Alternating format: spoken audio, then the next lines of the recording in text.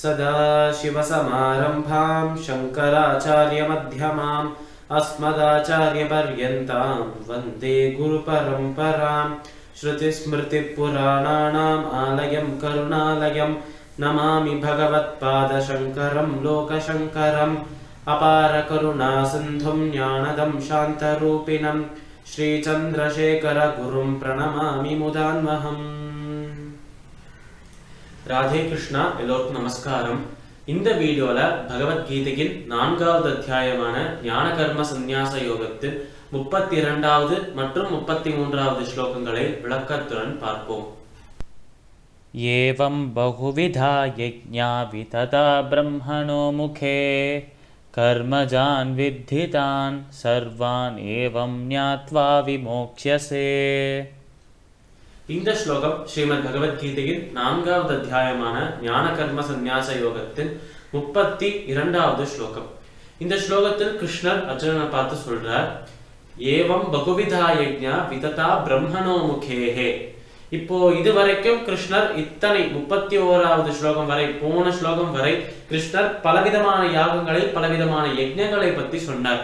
இப்படியெல்லாம் செய்தால், இந்த விஷயங்களெல்லாம் செய்தால் பகவானை சென்று அடையலாம், இப்படி பகவானும் நீயும் வேறல்ல என்று புரிந்து கொள், நீ பகவானை சென்று அடையலாம், இப்படி நீ பிராணாயாமம் என்கிற அந்த யோகத்தை கடைபிடி, பகவானை சென்று அடையலாம், இப்படி யாகங்களை செய், தவத்தை செய், இந்த மாதிரி பகவானை பற்றிய ஞானத்தை பெற்றுக்கொள், இதெல்லாம் செய்தால் பகவானை சென்று அடையலாம்.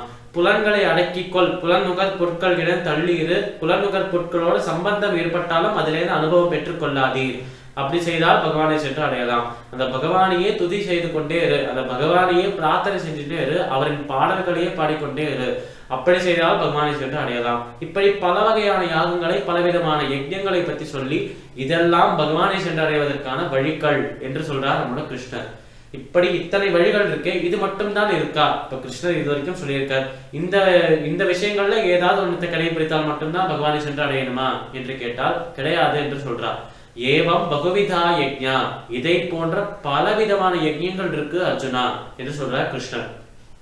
இப்படி பலவிதமான யஜ்ஞங்கள் இருக்கு என்று சொல்றார். எப்பொழுதுமே யாராவது ஒருத்தர் பேசுறார் என்றால் அது அவர் சான்றுகளை வைத்து, ஒரு எவிடன்ஸை வைத்துதான் பேசணும். அதாவது என்ன விஷயம் நடந்திருக்கு என்று தெரியாமலே ஒருத்தரால பேச முடியாது, ஒரு விஷயம் எங்க இருக்கு என்று ரெஃபர் பண்ணாம ஒருத்தரால பேச முடியாது. கிருஷ்ணர் இங்க எதை ரெஃபர் பண்ணி சொல்றார் என்றால், ஏவம் பகுவிதா யஜ்ஞா விததா பிரம்மணோ முகேஹே.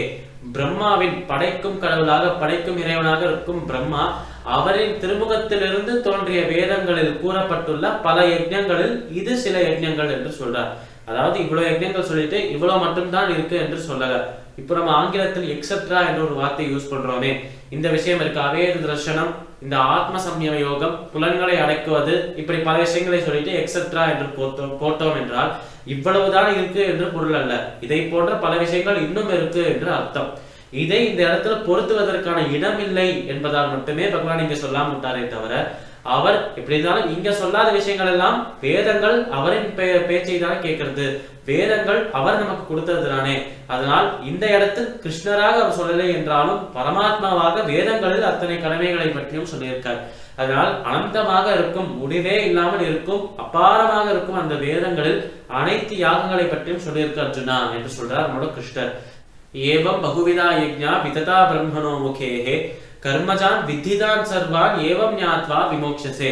அதாவது இப்பேற்பட்ட விஷயங்களை அறிவதாலும், அப்படி அறிந்து கொண்டு அந்த ஒரு ஞானத்தை வைத்துக் கொண்டு, ஓஹோ இந்த யஜ்ஞத்தை இப்படிதான் செய்யணும், பகவானும் நாமும் வேறல்ல என்று புரிந்து கொள்வதற்கு இதெல்லாம் வழி, இந்த ஒரு யாகத்தை, இந்த ஒரு ஹோமத்தை செய்வதற்கு இதெல்லாம் தேவை, இதுதான் ப்ரொசீஜர். பகவானை சென்று அடைவதற்கு நம்மை நாமே கட்டுப்பாட்டில் வைத்துக் கொள்ளணும். அந்த சம்யமம், அந்த கட்டுப்பாடும் ஒரு யோகம், அதை நம்ம எப்படி கடைபிடிக்கணும் என்பதற்கான வழிகள் இதுவே என்று அனைத்து ஞானத்தையும் பெற்றுக்கொண்டு அந்த ஞானத்தை வைத்து கர்மஜான் வித்திதான் சர்வான், அந்த ஞானத்தை வைத்து அந்த ஞானத்தை செயல்படுத்தி அதை எக்ஸிக்யூட் பண்ணால் பகவானை சென்று அடையலாம். ஏவம் ஞாத்வா விமோக்ஷசே, கர்மபந்தத்திலிருந்து விடுபெற்று பகவானை சென்று அடையலாம் என்று சொல்றார்.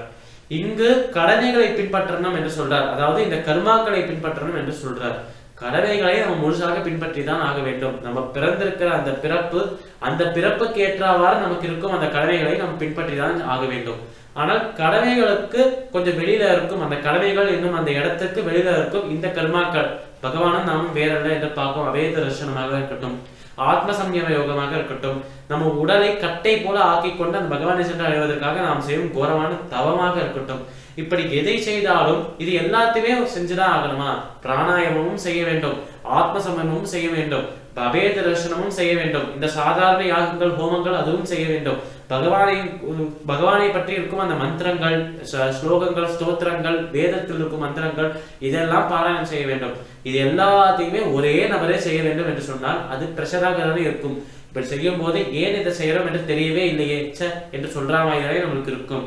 அதனால அப்படி ஒரு எண்ணம் நமக்கு வரவே கூடாது என்பதற்காக பகவான் கருணையின் மூர்த்தியாக இருக்கும் பகவான் என்ன சொல்றார் என்றால், இவ்வளவு விஷயங்கள் இருந்தாலும் இவ்வளவு கர்மாக்கள் இருந்தாலும் இதில் ஏதோ ஒரு கர்மாவை ஸ்ரத்தையோடு பக்தியோடு பயபக்தியோடு பகவான் மீது நம்பிக்கையோடு செய்தார் என்றால் அவருக்கு மோட்சம் கிடைக்கும் என்று கிருஷ்ணார்ஜுனனை பார்த்து சொல்றார். அதனால் எல்லாத்தையும் கடைபிடிக்கணும் அவசியம் இல்லை.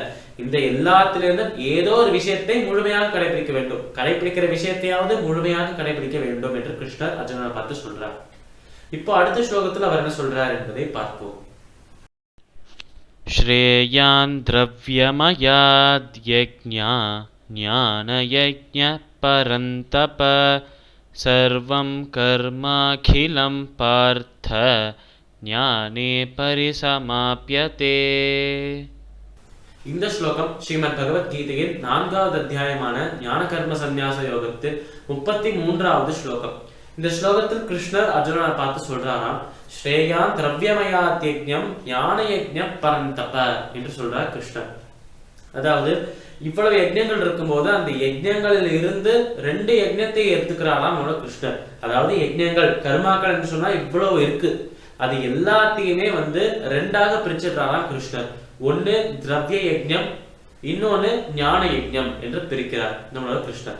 அதாவது கர்மாக்கள் இவ்வளவு இருந்தாலும் அந்த அனைத்து கர்மாக்களையும் 2 கேட்டகரிக்குள்ள பிரிச்சு வைக்கிறாராம் நம்மளோட கிருஷ்ணர். கேட்டகரைசேஷன் என்று சொல்றோமே, கிளாசிபிகேஷன் என்று சொல்றோமே, அந்த மாதிரி இந்த யஜ்ஞங்கள் எல்லாமே திரவிய யஜ்ஞத்தில் வரும், இந்த யஜ்ஞங்கள் எல்லாமே ஞான யஜ்ஞத்தில் வரும் என்று சொல்லி 2 பெரிய யஜ்ஞங்களை 2 பெரிய விஷயங்களை வைக்கிறார், 2 பெரிய டாபிக்கை வைக்கிறார் நம்மளோட கிருஷ்ணர்.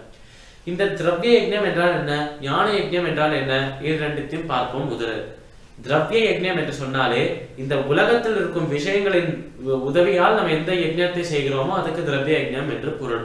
அதாவது இப்ப இந்த உலகத்தில் இருக்கும் விஷயங்கள் தான் ஒரு கட்டையாக இருக்கட்டும், மரக்கட்டையாக இருக்கட்டும், இந்த உலகத்தில் இருக்கும் விஷயம்தான் அந்த கோமியத்தின் அந்த விரட்டியாக இருக்கட்டும், இந்த உலகத்தில் இருக்கும் விஷயம்தான் கற்பூரமாக இருக்கட்டும், இந்த உலகத்தில் இருக்கும் விஷயம்தான் அந்த தீக்குச்சியாக அந்த வத்தி குச்சி என்று சொல்றாரே அதுவாக இருக்கட்டும், இப்படி இந்த உலகத்தில் இருக்கும் விஷயங்கள் இது எல்லாத்தையும் வைத்துக்கொண்டு இந்த கட்டைகளை கற்பூரத்தை வரட்டையை இந்த ஒரு தீக்குச்சியை இன்னும் பல விஷயங்களை நெய்யை தானியங்களை வஸ்திரங்களை அன்னத்தை பொரியை இது எல்லாமே இருக்கு, இது எல்லாத்தையும் வைத்துதானே நம்ம ஹோமத்தை செய்கிறோம். அதாவது ஒரு கணபதி ஹோமமாக இருக்கட்டும், இல்லையே நம்ம ஒரு கிரகப்பிரவேசம் என்று சொல்றாரே அந்த ஹோமமாக இருக்கட்டும், ஒரு திருமணத்திற்கு செய்ய வேண்டும் அந்த ஹோமமாக இருக்கட்டும், ஒரு கால் குத்தல் அந்த மாதிரி நிகழ்வுகளுக்கு சுப நிகழ்வுகளுக்கு செய்யும் அந்த யோகமாக அந்த ஒரு யாகமாக யஜ்ஞமாக இருக்கட்டும், அப்பேற்பட்ட ஹோமங்களுக்கு நெய் அந்த ஹோம கரண்டி அந்த ஒரு கட்டைகள் எல்லாம் இருக்கு, அதெல்லாம் உலகத்திலிருந்து கிடைத்த விஷயங்கள் தானே. அதனால் உலகத்துடன் சம்பந்தப்பட்ட விஷயங்களால் செய்யப்படும் கடவைகளுக்கு உலகத்துடன் சம்பந்தப்பட்ட விஷயங்களால் செய்யப்படும் கர்மாக்களுக்கு திரவிய யஜ்ஞம் என்று பெயர். இதுவே இன்னொரு முகத்தை பார்த்தோம், திரவியத்தை இன்னொரு விஷயத்தை பார்த்தோம் என்றால் தானம் செய்கிறோம், அந்த செல்வம் இருக்கே செல்வத்தை வைத்து தானம் செய்கிறோம். இதையும் முன்பொரு ஸ்லோகத்தில் பார்த்தோம். இந்த சமூகத்தை மேம்படுத்துவதற்காக இந்த சொசைட்டியை மேம்படுத்துவதற்காக நம்ம பல நல்ல விஷயங்களை செய்கிறோம், நற்கர்மாக்களை செய்கிறோம், நற்செயல்களை செய்கிறோம். இப்படி செய்யும் போது அந்த ஒரு சத்கர்மாக்கள்ல இருந்து அந்த ஒரு நற்செயல்களை செய்கிறோமே அதற்கு நம்ம உபயோகப்படுத்துறதும் இந்த உலகத்தோட சம்பந்தப்பட்ட செல்வத்தை மட்டும்தான்.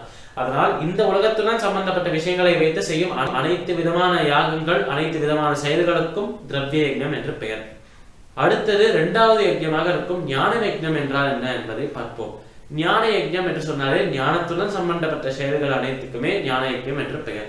அதாவது பகவான் யார், அவருக்கும் நமக்கும் என்ன தொடர்பு, இந்த சரீரம் தான் நாமா இல்ல நமக்கு வேற ஏதோ ஒரு அடையாளம் இருக்கா, ஆத்மா ஆத்மா என்று சொல்றாலே இந்த ஆத்மா என்றால் என்ன, கர்மாக்கள் என்றால் என்ன, இந்த கர்மாக்களின் பந்தம் என்றால் என்ன, மோட்ச முக்தி என்றால் என்ன, அவரை சென்று அடைவதற்கான வழிகள் என்னென்ன, அதை கடைபிடிவதற்காக அவாவாளுக்கு இருக்கிற தகுதிகள் என்னென்ன, இப்படி நமக்காக விதிக்கப்பட்ட கடமைகள் என்னென்ன என்ற ஆகிய அனைத்து விஷயங்களையும் தெரிந்து கொள்வதுதான் அந்த அறிவை அந்த ஒரு அறிவாற்றலை பெற்றுக் கொள்வதுதான் ஞானம் என்று சொல்றார். அப்பேற்பட்ட அந்த ஞானத்தை வைத்துக்கொண்டு செய்யும் அனைத்து செயல்களுக்கும் ஞான யஜ்ஞம் என்று பெயர். இப்போ கிருஷ்ணர் என்ன சொல்றார் என்றால், ஸ்ரேயா திரவியமயாத் யஜ்ஞம் ஞான யஜ்ஞ பரந்தபா சர்வம் கர்மாக்கிலம் பார்த்த ஞானே பரிசமாப்பியதே என்று சொல்றார் கிருஷ்ணர். இந்த திரவிய யஜ்ஞத்தை காட்டிலும், அந்த உலக விஷயங்களை வைத்து செய்யும் யஜ்ஞங்களை, உலக விஷயத்தை வைத்து செய்யும் செயல்களை காட்டிலும் ஞான யஜ்ஞம் சிறந்தது, ஞான யஜ்ஞம் உயர்ந்தது, வசத்தியானது என்று சொல்றார் கிருஷ்ணர். இப்படி ஞான யஜ்ஞம் திரவிய யஜ்ஞத்தை விட சிறந்தது, இதை விட அது உயர்ந்தது என்று சொல்வதற்கான பொருள் என்ன, அதற்கு பின்னால் இருக்கும் கருத்து என்ன என்றால், எந்த ஒரு விஷயத்தில் இதற்கான விளக்கத்தை அவரே அடுத்த வரையில தராரே. சர்வம் கர்மாக்கிலம் பார்த்த ஞானே பரிசமாப்பியதே என்றால் அனைத்து கர்மாக்களும் ஞானத்தில் தான் நிறைவு பெறுகின்றன என்று சொல்றார் கிருஷ்ணர். எப்படி அனைத்து கர்மாக்களும் ஞானத்தில் நிறைவு பெறுகின்றன? இப்போ கர்மாக்கள் செய்வதனால் நமக்கு ஞானம் கிடைக்கிறது என்றால் கர்மயோகம் ஞான யோகம் என்று பிரித்து சொல்ல வேண்டிய அவசியமே இருக்காதே. கர்மயோகம் என்று வைத்துக் கொண்டாலே, அந்த கர்மயோகத்திலே சென்றாலே நமக்கு ஞானம் கிடைக்கும் என்றால், ஞான யோகம் என்று தனியாக ஒரு டாபிக் ஏன் என்றால், அங்குதான் வேறுபாடு நமக்கு காட்டுறாராம் அழகா கிருஷ்ணர். வேற்றுமையில் ஒற்றுமையை காட்டுறாராம், யூனிட்டி அண்ட் டைவர்சிட்டி என்று சொல்றாரே, அது மாதிரி வேற்றுமையில் ஒற்றுமையை காட்டுறாராம் நம்ம கிருஷ்ணர். இந்த கர்மயோகத்திலிருந்து கிடைக்கும் ஞானம், இந்த கர்மயோகம் ஞானத்தில் நிறைவு பெறுகிறது என்று சொல்வதற்கான பொருள், கர்மயோகத்திலிருந்து நமக்கு ஞானம் கிடைக்கிறது என்றுதான் அர்த்தம் வைத்துக் கொள்ள வேண்டும். அதனால் நம்மளோட கர்மாவை செய்தோம் என்றால், கடமையை செய்தோம் என்றால், நமக்காக விதிக்கப்பட்ட அந்த கடமைகளை செய்தோம் என்றால், நம்ம பிறப்புக்கு ஏற்றவாறு நம்மளுக்கு விதிக்கப்பட்ட கடமைகளை செய்தோம் என்றால், நமக்கு அதன் பலனாக பகவானை பற்றிய பிரம்ம ஞானம் கிடைக்குமா? இதுதான் கடமைகளை செய்வதனால் கடமைகளும் கர்மயோகமும் ஞானத்தில் நிறைவு பெறுகின்றது என்பதற்கான பொருள். அதனால் கடமைகளை சரிவர பின்பற்றினோம் என்றால் அந்த பகவான் அவரை பற்றிய ஞானத்தை அவரே நமக்கு அளிப்பார் என்று சொல்றார் இந்த ஸ்லோகத்தில். அதனால் எல்லா கர்மாக்களின் முடிவும் ஞானம்தான் என்றால், எல்லா கர்மாக்களின் பலனும் ஞானம்தான் என்றால், திரவிய யஜ்ஞத்தை காட்டிலும் ஞான யஜ்ஞம் தானே சிறந்தது. அதனால் ஞான யஜ்ஞம் சிறந்தது என்று சொல்வதற்கான பொருள் என்ன என்றால், பகவானும் நாமும் வேறல்ல, அவரை சென்று அடைவதற்கான வழிகள் மட்டுமே நமக்கு தேட வேண்டும், அதை தேடுவது மட்டுமே நம்ம வாழ்க்கையின் பயணமாக இருக்க வேண்டும். இந்த வாழ்க்கையை நமக்கு அளித்தது பகவான் தான். இந்த வாழ்க்கையும் அவருக்கே சமர்ப்பித்து, இந்த தேகத்தை அவருக்கே சமர்ப்பித்து, இந்த ஆத்மாவையும் அவருக்கே சமர்ப்பணம் செய்ய வேண்டும் என்ற அந்த ஒரு ஞானம் இருக்கே, அந்த ஞானம் தான் கர்மயோகத்தின் பலனாக கிடைக்கிறது. அப்படி பார்த்தால் கர்மயோகமே அவ்வளவு பெரிய சாகரமாக இருக்கும்போது, அந்த சாகரத்தின் ஆழத்தில் இருக்கும் முத்தாக இருக்காம இந்த ஞானம். இப்படி சாகரத்தில் அவ்வளவு உப்பு தண்ணி இருந்தாலும் அதையெல்லாம் உபயோகப்படுத்துவா சில பேர். ஆனால் அந்த கடலின் ஆழத்தில் இருக்கும் அந்த முத்துக்களை வைத்து அதை விற்று சம்பாதிப்பாரா நிறைய பேர். அதனால் அந்த முத்துக்கு அவ்வளவு மகிமை இருக்கு என்றால், அந்த சாகரத்துக்கு அவ்வளவு மகிமை இருக்கு என்றால், அந்த முத்துக்கும் சாகரத்துக்கும் அவ்வளவு மகிமை இருக்கு தனித்தனியாக.